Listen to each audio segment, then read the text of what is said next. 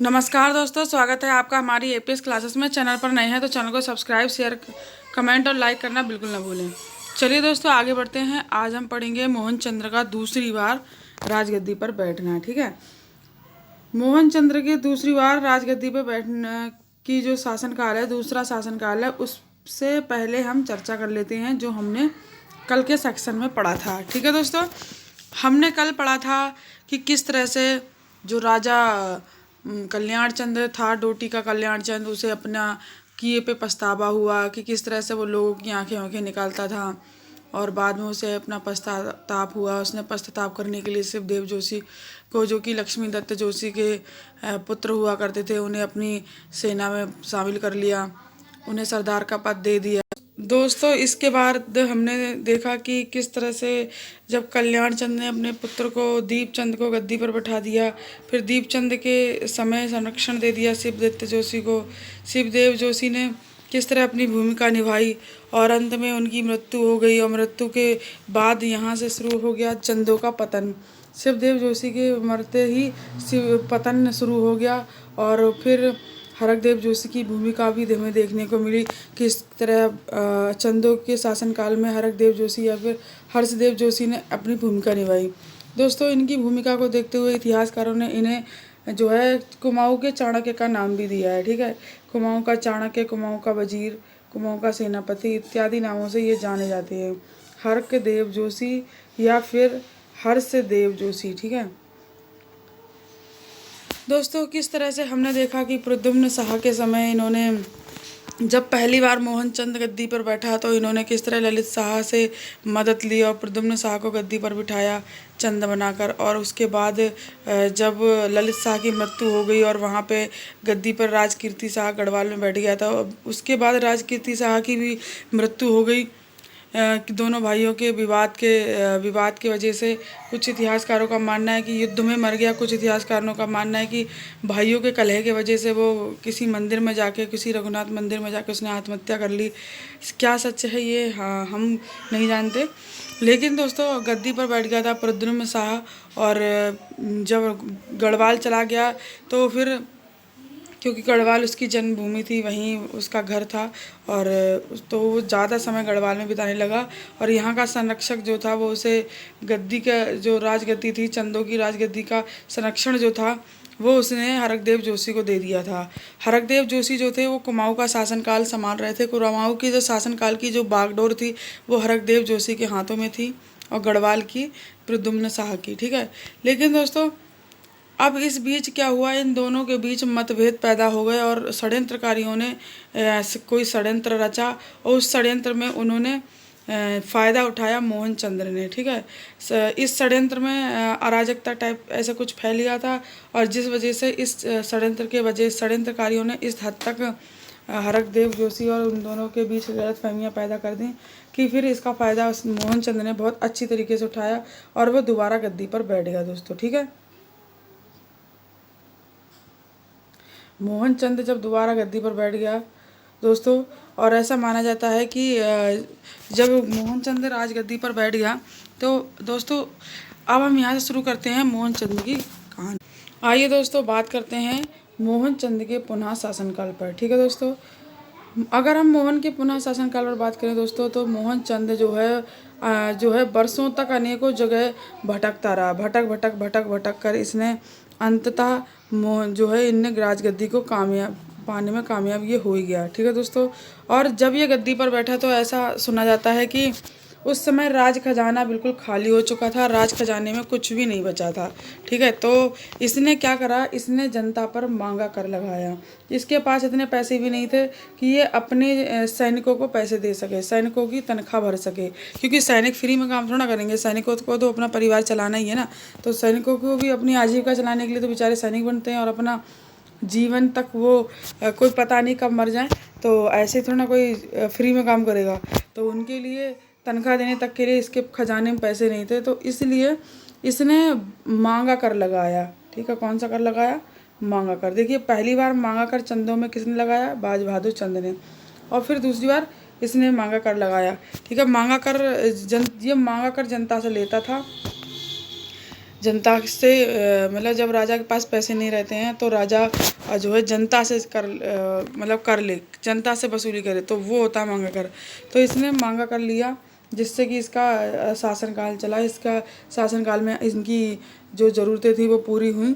और दोस्तों ऐसा माना जाता है कि इस जब ये शासनकाल कर रहा था, उसी समय जो वो हर्षदेव जोशी थे, और या उर्फ हरकदेव जोशी, उन्होंने राजपूतों से बात की, ठीक है, और गढ़वालियों से बात की, राजपूतों से और गढ़वालियों से बात करके, क्योंकि जब इन्होंने युद्ध लड़ा तो वो गढ़वाल की तरफ भाग गए, और गढ़वाल की तरफ भाग के वो उन्होंने गढ़वाल में जाके शरण ले ली। गढ़वाल में जाके उन्होंने राजपूतों से बात की, राजपूतों को अपने सपोर्ट में लिया, राजपूत उनके सपोर्ट में आ गए हरकदेव जोशी के, ठीक है। उसके बाद उन्होंने गढ़वालियों को अपने सपोर्ट में लिया, गढ़ नरेश को, ठीक है, गढ़ जो भी वहाँ के गढ़वाल के लोग थे, राजा थे, उनको अपने सपोर्ट में लिया। एक सेना यहाँ की तैयार करी, एक सेना यहाँ की तैयार करी, और फिर उन्होंने जो है ज़बरदस्त युद्ध मोहनचंद से दोबारा करा। और इस युद्ध में इस बार हरकदेव जोशी की जीत हो गई। हरकदेव जोशी ने मतलब युद्ध को जीत लिया, और युद्ध को जीतने के बाद उन्होंने जो मोहनचंद था, मोहनचंद को इन्होंने कैद कर लिया, और कैद रहा। ये कैद में इसकी मृत्यु भी हो गई, ये मर भी गया, ठीक है दोस्तों। ये तो मर गया। उसके बाद पूरा शासनकाल की बागडोर जो थी, सब उसका सर्वे सर्वा जो था, वो कुमाऊं में जो सर्वे सर्वा था वो बन गया जोशी, ठीक है, हरकदेव जोशी, पंडित हर्षदेव जोशी, ठीक है दोस्तों। और हरकदेव जोशी जो था सर्वे सर्वा बन गया, ठीक है, सर्वे सर्वा तो बन गया। लेकिन अब बात आती है कि वो राजा, अगर वो राजा बन जाए तो सबको दिक्कत होगी, ठीक है, जो उसके फेवर में है उन्हें भी दिक्कत होगी, जो उसके फेवर में नहीं है वो तो उसके विरोध में होंगे ही होंगे। तो इसलिए ये बात अच्छी तरीके से हर्षदेव जोशी जानता था कि मैं शासनकाल तो कर सकता हूँ चंद के नाम से, पर मैं खुद राजा नहीं बन सकता। तो इसलिए उसने दिमाग से काम लिया और उसने फिर चंदों की तलाश में लग गया, ठीक है दोस्तों। उस समय ऐसा माना जाता है कि कोई उद्योत चंद राजा थे, जिन्हें हमने पीछे पढ़ रखा है पीछे के सेक्शन में। तो उद्योग चंद जो राजा थे उनका कोई रिश्तेदार था, ठीक है, जिसका नाम था कुंवर शिव सिंह, ठीक है, क्या नाम था, कुंवर शिव सिंह। इनको ये लेकर आए और इनको लाके इन्होंने शिवचंद के नाम से, दोस्तों किसके नाम से, शिवचंद के नाम से राजगद्दी पर बैठा दिया, और इनका जो था शासनकाल शुरू हो गया, ठीक है दोस्तों। अब आइए बात करते हैं शिवचंद की। दोस्तों अगर हम शिवचंद की बात करें तो शिवचंद जो थे वो शिव सिंह से बने शिवचंद उद्योग चंद के वंशज थे, ठीक है। और हरकदेव जोशी ने इन्हें बनाया तो था, राजगद्दी पर बैठाया तो था, राजा बनाया तो था, लेकिन ये सिर्फ गद्दी पे बैठे थे बतौर मोहरा बन के, ठीक है, ये सिर्फ मोहरा थे, नाम के राजा थे। तो ऐसा भी बोला जाता है इनके लिए कि मिट्टी के महादेव, अगर मिट्टी का महादेव, चंदों में मिट्टी का महादेव कौन है, तो चंदों में मिट्टी का महादेव शिवचंद है, ठीक है दोस्तों।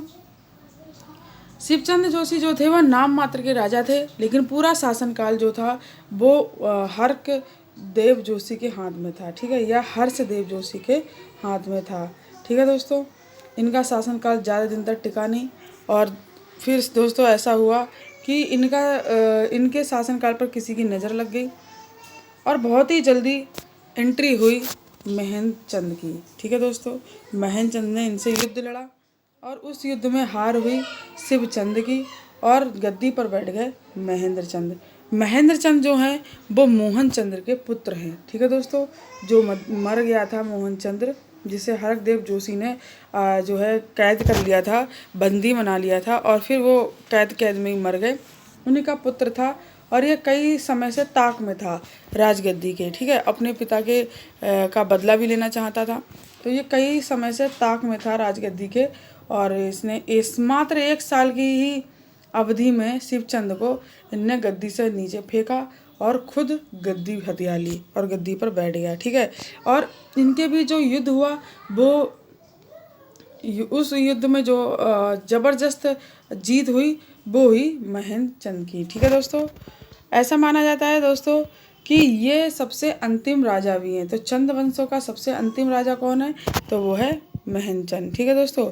अब ये भी ज़्यादा समय तक टिक नहीं पाए इसके बाद, क्योंकि हरकदेव जोशी जो हैं वो ऐसे ही थोड़ा शांत बैठ जाएंगे, ऐसे ही थोड़ा। उसे इतिहासकारों ने चाणक्य का नाम दिया है, कुमाऊँ का चाणक्य, कुमाऊँ का वजीर, कुमाऊँ का बहुत सारे नाम दिए हैं। ठीक है। तो कुमाऊँ सब, तो दोस्तों ऐसे थोड़ा हाथ पे हाथ रख के बैठ जाते। अब भैया हरकदेव जोशी ने अपनी रणनीति चालू कर दी। हरकदेव जोशी गोरखाओं से मिल गए जाके, और गोरखाओं ने एक हवाल युद्ध हुआ था, बहुत साधारण सा युद्ध था, बहुत बड़ा युद्ध नहीं था ये। साधारण से युद्ध में उन्होंने महनचंद को परास्त कर दिया। ठीक है। और गद्दी पे बैठ गए अब गोरखा लोग। ठीक है। अब दोस्तों गोरखा लोग गद्दी पर बैठ गए तो ऐसा सुना जाता है कि ये लोग 1790 में लगभग गोरखा शासन हमारे उत्तराखंड में आया है। ठीक है दोस्तों। कितने में आया? 1790 में। तो दोस्तों ऐसा माना जाता है कि इन्होंने पहले अल्मोड़ा पर अपना कब्जा कर लिया, अल्मोड़ा को अपने अधीन बना लिया। लेकिन उसके बाद जब इनके सेनापति अमर सिंह थापा मर गए, अमर सिंह थापा का जो है वीरगति को प्राप्त हो गए, तब इन्होंने पूरे संपूर्ण कुमाऊँ पर अधिकार कर लिया गोरखाओं का। अब यहाँ से शुरू हो गया कुमाऊँ पर गोरखा शासन। ठीक है दोस्तों। क्या शुरू हो गया? गोरखा शासन। अब यहाँ से चंद राजवंश है वो हो गया समाप्त। तो चंद राजवंश का जो अंतिम राजा था वो था महेंद्र चंद। ठीक है। अब कल से हम पढ़ेंगे गोरखा शासन। ठीक है। अब क्योंकि अब तो दोस्तों वीडियो अच्छी लगी हो तो वीडियो को लाइक, सब्सक्राइब चैनल को, और कमेंट शेयर करना बिल्कुल ना भूलें। ठीक है दोस्तों।